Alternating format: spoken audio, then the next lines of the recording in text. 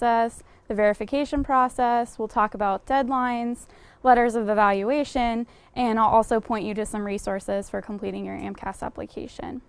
And please just interrupt me if you have questions or don't understand what I'm talking about. And we should also have time for some questions at the end, okay? So let's just get started with some of the responsibilities that you'll have for completing the AMCAS application. And those are to do the one online application for all the medical schools that you'll be applying to. AMCAS is the primary application for most MD programs and also MD, PhD, or other combined MD programs. You'll also be requesting your official transcripts and sending those to AMCAS, and the same for your letters of evaluation, as long as the schools you're applying to participate in the AMCAS letter service. And I'll talk more about these things as we go throughout the presentation. And then AMCAS will verify the coursework that you've sent to us, and we'll calculate your AMCAS GPA. We'll send your application, once it's verified, to the medical schools that you're applying to. And we'll also run the criminal background check for all of you that have been accepted to medical school. So that's sort of the basics of who does what. I want to talk a little bit about the timeline of when everything happens at AMCAS. So we're about to approach the 2013 AMCAS application cycle. And the year in front of AMCAS always refers to the year that you would begin medical school. So the AMCAS 2013 application is for students who would begin medical school in the fall of 2013. And before we get into the nitty-gritty of AMCAS, there are a couple other services that you might want to check out in the beginning of next year. And the first one of those is FAP, which is the Fee Assistance Program. So the AAMC, the Association of American Medical Colleges, provides financial assistance for those who need it in covering the cost of applying to medical school. So if you apply and you receive a Fee Assistance Program award, you will receive a reduced MCAT registration, as well as your AMCAS fees will be waived for up to 14 medical schools. So it's completely free for your AMCAS application if you receive this award. I just want to say a couple more things about the Fee Assistance Program. It is based on the calendar year, and we do require your tax information from the previous year. So we don't take into account independent versus dependent status, and that means that we'll need your parents' tax information either way. To be eligible, yes? What about for, like, I'm 35, do I need my parents? I believe it doesn't matter your age, yes. Okay. Talk to me after. To be eligible for FAP, you just need to be a U.S. citizen or a permanent resident, and your total family income needs to be less at or below 3 times the federal poverty guideline. And the actual online application that you fill out will figure that out, and you'll receive a decision after. And the other thing you obviously are thinking about before your AMCAS application is your MCAT exam. So do check out the MCAT website to prepare and register for your MCAT test date.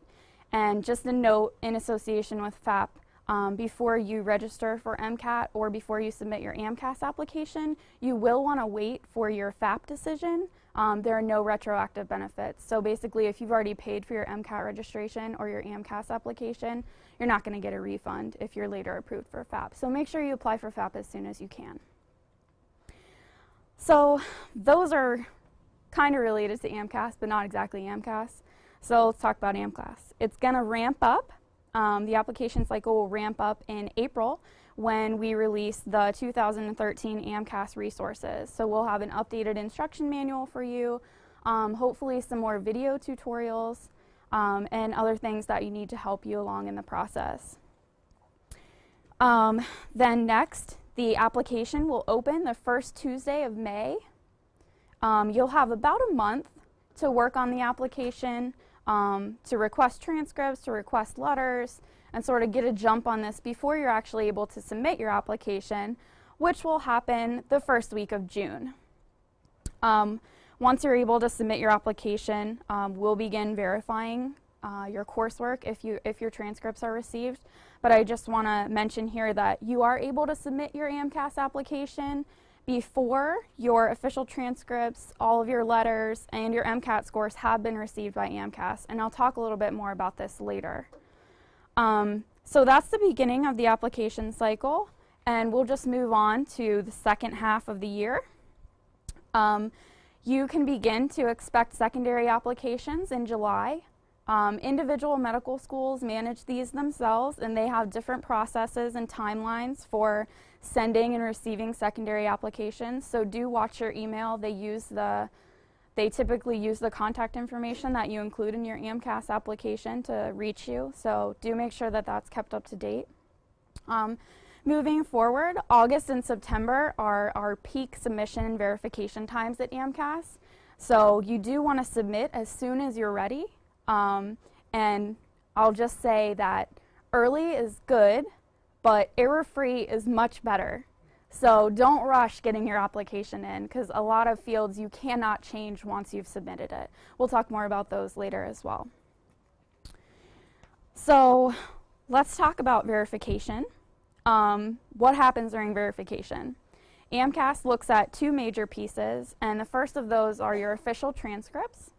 We need an official transcript issued from every post-secondary institution where you've been enrolled for at least one course, even if credits were transferred, if no credits were earned, or if you withdrew.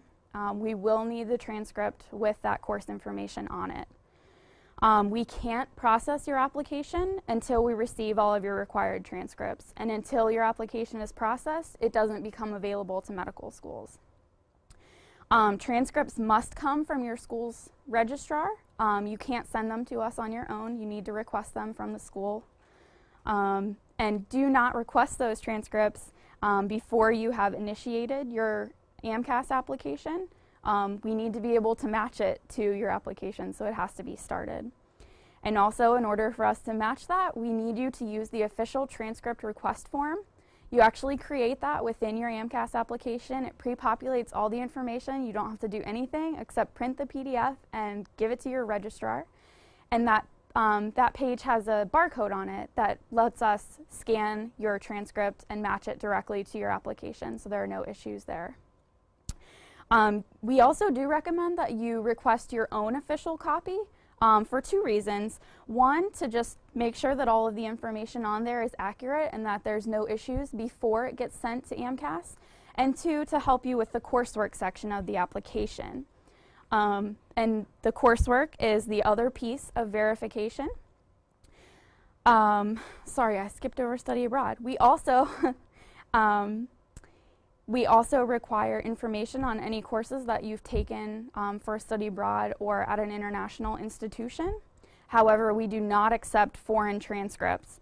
So for study abroad to count as far as AMCAS is concerned, those courses must have been taken in a program where the courses taken at the foreign institution were approved by a domestic institution here in the US or Canada.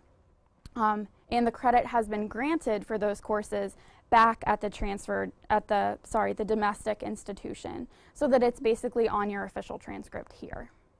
And there are a lot of other very specific questions that you may have about study abroad, and we can cover those after. You can see me, or there's lots of information online, and I'll point you to the resources for that as well at the end of this presentation. So back to coursework. You'll enter all of the information required for every course you've ever taken. Yes, it takes a long time to fill out the coursework section of the application, and you need to do it correctly, which is why we recommend that you use an official transcript, because that's what we'll be checking against. We also have some tutorials on the AMCAS website that show you actually how to do that in the application and provide a couple of scenarios. And just as a reminder, AMCAS does require that you include all attempts of repeated courses, whether that grade has been covered on your official transcript or not. So then during verification, there are specially trained verifiers at AMCAS that perform a line-by-line comparison of the information that you entered in the coursework section to the information that's presented on your official transcripts.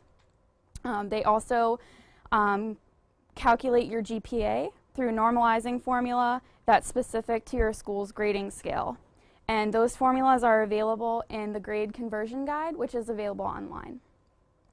And basically this process just eliminates any differences in the way that schools report grades. So if they have a plus or minus system or not, basically everyone's GPAs are standardized so that they're comparable through all AMCAS applicants. And once your application is verified, you'll get an email from us, and you'll see that your AMCAS GPAs are then available when you log back into your application. And that AMCAS GPA is broken down by class year.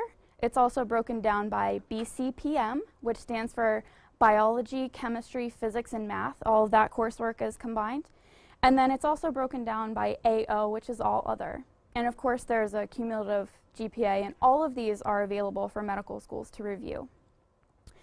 After verification, you should log into your AMCAS application to check out those GPAs and make sure that if anything has been changed or corrected by a verifier that would now be incorrect, that you submit an academic change request. And information on that process is also available online.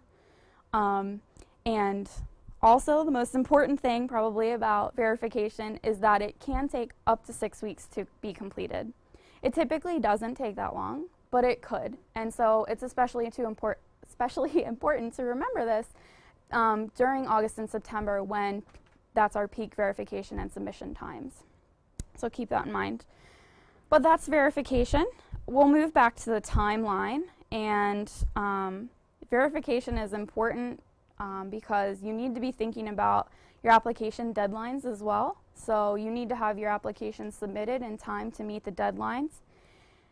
So what exactly is an AMCAS deadline? What does that mean for you?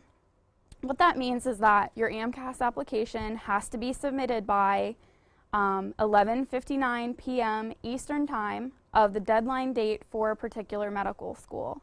And all of the deadlines are available on our website. They typically range from early October through late November and into December, with the exception of the early decision program. The deadline for applications and transcripts for early decision is August 1 for all medical schools. Also, the AMCAS deadline means that within 14 calendar days following the application deadline, we need to receive your official transcripts, all of them.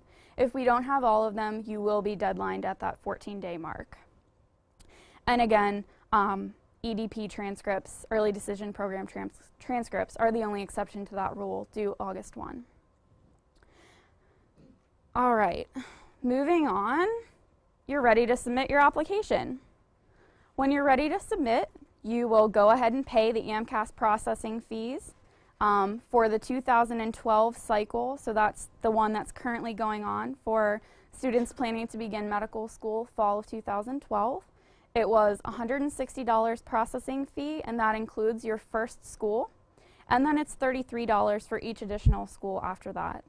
We'll have updated pricing information if there are any changes available when we release the resources in April of next year. And just remember, if you need FAP to help you cover these costs, just apply for it well in advance of when you want to submit your AMCAS application. Next, like I mentioned before, your letters, your transcripts, and your MCAT score do not have to be received and in your AMCAS application before you can submit it. Once you've submitted and all of your required transcripts get here, we'll put you right into the verification queue. There's no additional steps needed, so you don't have to wait until you get an email from us that your transcript has been received before you can click the submit button. If you're done with your application, then submit it. That's fine. Your letters are delivered to the medical schools that you've chosen to receive each letter on a rolling basis. So whenever we receive them, they'll be transferred to the medical school electronically. And you can always, the letter section is one of the sections that you can always modify after you've submitted your application. You can't delete letter entries, but you can say that one is not coming and add an additional one. We'll talk about letters a little bit more in detail next. And then your MCAT scores will automatically link to your AMCAS application once they've been released. So all MCAT scores that you have from tests taken after 2002 will be in your AMCAS application automatically for medical schools to see. And you should log into your AMCAS application to make sure that they're there. So once you certify and submit your application, you're only able to make certain changes. As I mentioned before, most of the information is on lockdown. There is nothing that you can do to change it. So do make sure that you print and proof your application very carefully before you submit it. We can't help you with misspellings or errors in the personal statement or in your work and activities section. It's locked down. These changes, though, that you are able to make are very important because they often indicate to medical schools, based on the information that you've submitted, when they should decide to start reviewing your application. So the changes that you can make after you've initially submitted are to update your contact info, keep that up to date all the time. That's how medical schools will reach you. You can also, like I said, go back in and add letter entries. You can assign letters to different schools or add more letters, like I said. And you can also let us know that a letter will no longer be sent. You can add an additional MCAT date in the future. You can change the MCAT date that you indicated earlier. You can add additional medical schools or additional program types, but do know that obviously deadlines, fees, and restrictions do apply in those cases. You can also go back in to release your application information to your pre-health advisor at that time. If you make any of those changes, do remember that you have to go back and recertify and resubmit your application. This means nothing in terms of processing your application. It won't interrupt where you are in the verification queue, and it won't cost you any more money unless, of course, you've added an additional medical school. But it won't save the changes unless you resubmit and recertify. Yes? If you've already been verified, then can you make any of those changes? You can make, yes, you can make all of those changes. Have to be re-verified? Or no, if there's an issue with coursework, you have to use the academic change request form that I mentioned earlier, and that would be the only portion that would be changed in a verification issue. So if you have more questions, let me know after. You can always go online or call us on the phone 24/7. You can get your application status from us. Oh, sorry, I skipped a click. And we'll send you tons of emails. We'll let you know when anything happens, when we receive a letter, when we get your transcripts. Just check your email and contact us if you have questions or something doesn't seem to be right. So now we'll get into some more specifics on letters. AMCAS collects letters on behalf of medical schools. If the schools that you're applying to participate in the AMCAS letters service, which most do, this year there are 5 that are not, and the list of those schools are available on the website.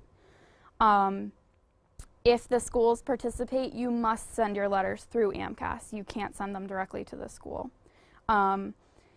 Like I said, you can see the list online, or within the actual AMCAS application, there's a little icon that will say LOE, which is short for letters of evaluation, that you can see whenever you add the medical school. And that will let you know that they do, in fact, participate in letters. So you can submit up to 10 letters. You can add 10 letter entries in your application. And I want to be very clear that that does not mean that medical schools want to receive 10 letters from each applicant. Most applicants have 2 or 3, maybe 4 letter entries. But AMCAS allows up to 10 to give you the opportunity to send targeted letters for specific programs or specific schools if you're interested in doing that. So you do have the ability to do that, and you don't have to send all letters to every school. You get to select per letter or per school which you want them to receive. In big letters, I'll say use the letter request form. Just like with the official transcript request form, we print a barcode on there so that we can match it directly to your application. And the letter request form prints your AAMC ID number and the letter ID number for that specific letter right on the right on the page, so that especially if your letter is coming through the mail, we'll be able to match that once we receive it and digitize it. The letter request form also provides all the instructions necessary for your letter author on how to get that letter to AMCAS. So they probably need to read that, so give it to them. They can also upload a PDF. They don't even have to print out the letter. They can upload the PDF using the free AMCAS Letter Writer application. And when they do that, all they need to do is enter the AAMC ID number and the letter ID number that's printed on the form. AMCAS has no specific deadlines or requirements for letters of evaluation. There are, however, deadlines per school, and you can see those online, and you should research those to make sure that you're meeting the requirements for the schools that you're applying to. Most schools, I can tell you though, do require that the letter, whether it's submitted electronically or on paper, is on official letterhead and has a signature of at least one of the letter authors, if it's a composite or a committee letter. Okay. One more major piece of AMCAS is the criminal background check. So we facilitate the criminal background check that's procured on every accepted applicant, regardless of what school you go to. Some schools don't participate with AMCAS, but they do have their own criminal background check system. So if they use AMCAS, if you're accepted in the early decision program, your background check will start immediately upon your acceptance. If you're accepted as a regular decision candidate, then it will happen after January 1st. And medical schools are able to request criminal background checks on some of their alternate list candidates. So those will happen after April 15th. And once your background check is completed, you have 10 days, 10 calendar days, to review it before it's sent to the medical schools. So you can see it, you can check it, make sure nothing weird is on there. And then if you don't say anything within those 10 days, it goes automatically to the medical schools. And just so you know, the purpose of the criminal background check is twofold. One, to ensure the accuracy of your AMCAS application, and two, to help medical schools assess your ability to become a licensed practitioner in the future.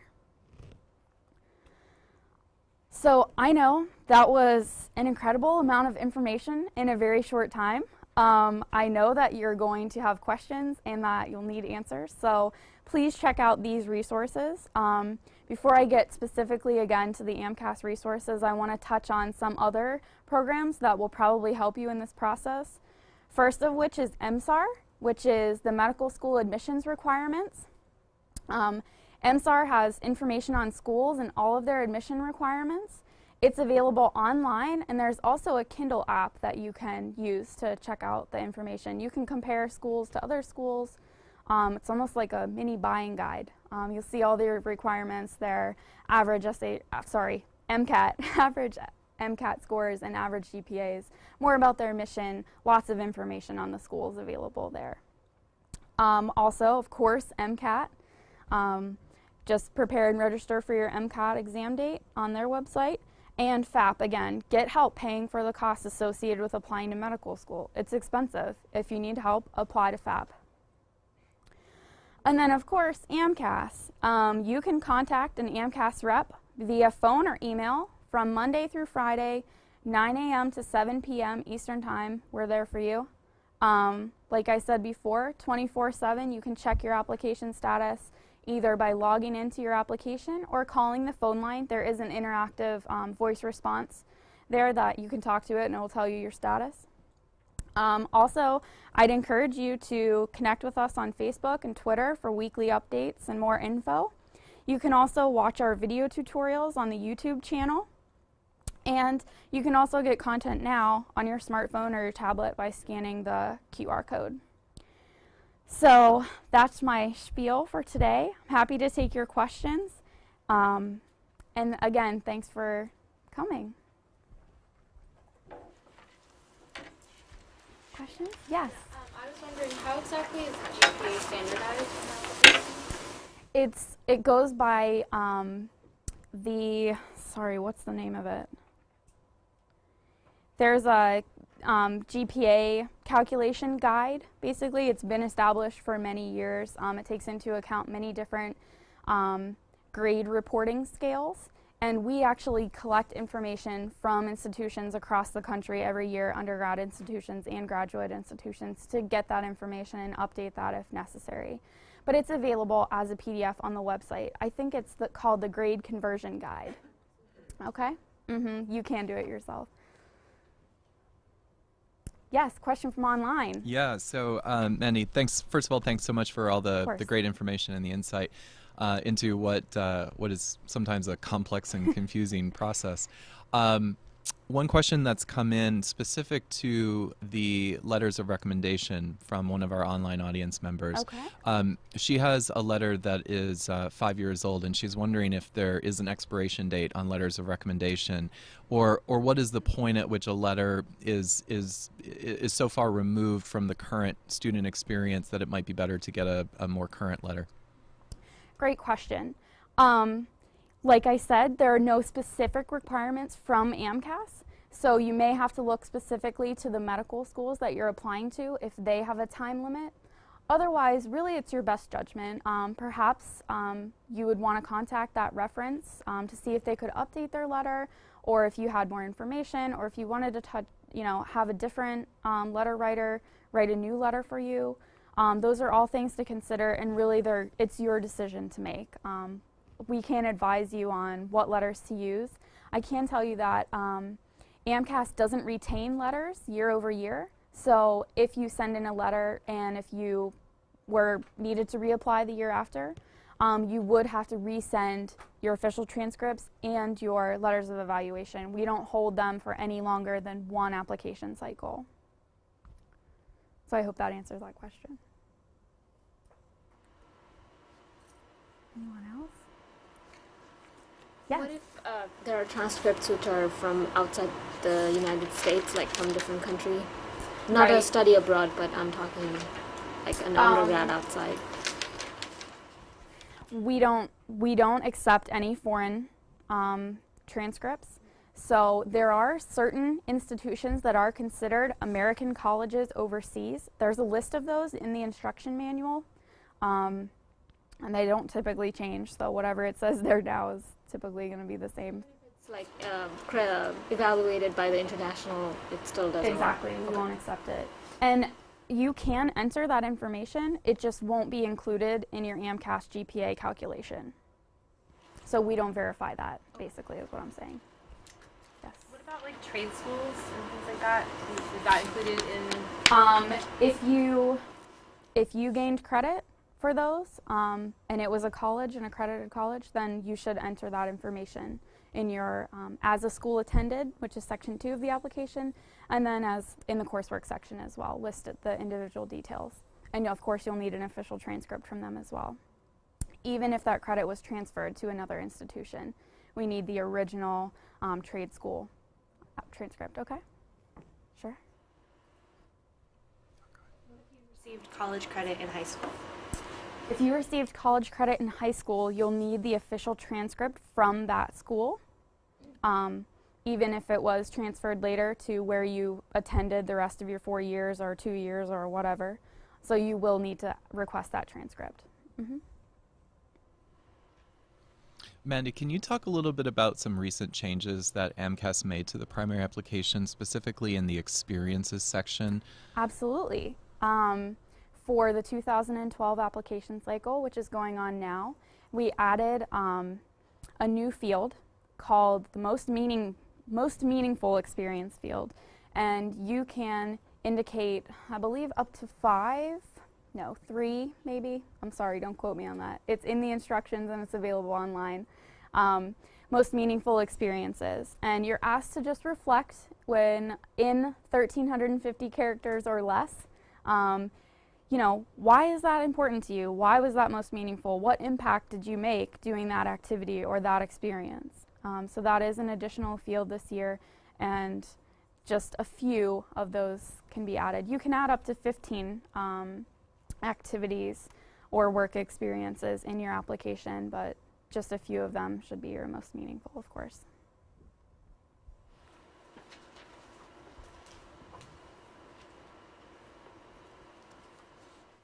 Can you also talk a little bit about the role of the personal statement as part of the primary application? Sure.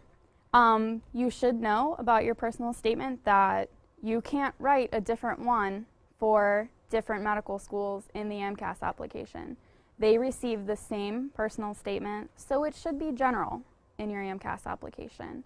And like I said, do be very cautious that you haven't made any errors, spelling errors. There's no spell checker, unfortunately, in the essay section. So make sure that you proof that beforehand. And you will, though, likely on your secondaries have the opportunity to write essays that correlate more to the missions of the schools that you're applying to at that time. But it is a general one for AMCAS. Yes? Is there a word limit on the personal statement? There is, and I am blanking. It's not a word limit, it's a character limit. I think it's 5,300. And basically, it's about 1 page typed. It will show you within the application you can't exceed the limit. It'll cut you off. So, and we don't recommend copy and pasting. You can't retain the format. It's plain text only. So if you're going to copy and paste anyway, be very careful that you don't get any weird characters. You know, if you do, obviously correct that because it can't be changed afterwards. Yes? During the application process, when you're doing everything online, you have to finish everything then, or can we save and go back? Oh, of course, you can save. Yes, you likely will not complete your AMCAS application in one sitting. It takes a fair amount of time. It does, especially the coursework section. And you want to enter everything perfectly, of course. So yes, take your time. You can log back in at any time. You're always able to save. Basically, as long as you click continue or click done and on to the next page, that information will be saved there for you, okay? Yes? Does the coursework section roll over each year? So, if you submitted an AMCAS application in a previous year, it should roll over if you submitted. If you did not, I'm not sure that it will. Basically, if you're ready to do another application, you'll sign in with the same AAMC ID and password that you use for everything. For MCAT, just make sure it's the same. It's same for FAP as well, because they all tie together. Yes, if you're ready to do that rollover, you should probably call us and just make sure first. But it likely, if you submit it, it likely will roll over to the next application year. Okay? Yes? So the coursework saves, but not the letters of recommendation and the... Right, anything that's received externally, so no letters of evaluation and no official transcripts are saved year to year. Just the information entered actually in the web app. And when sections of the of the web app are re-engineered or changed, like the most meaningful, then we do wipe that section completely out of your control, so you just re-enter that information. But you are able to print a copy of your application, so you could keep it and re-enter the information as you had it last year if you keep that. We've got we've got time for one more question or so, and one that's come up in the Twitter feed is, what advice do you have on avoiding some of the more common mistakes? What are those more common mistakes, and what should students do to avoid them? That's a great question as well.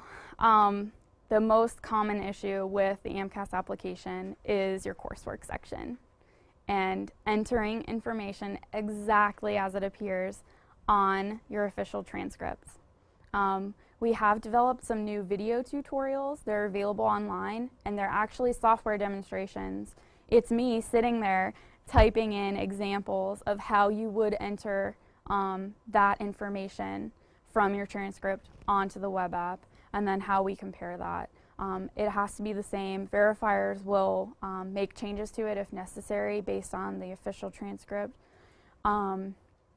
Other mistakes, if you will, not proofreading your essay, not printing your application first to make sure that everything you want to be on there is there, not updating your information, like especially if you're taking a future MCAT date.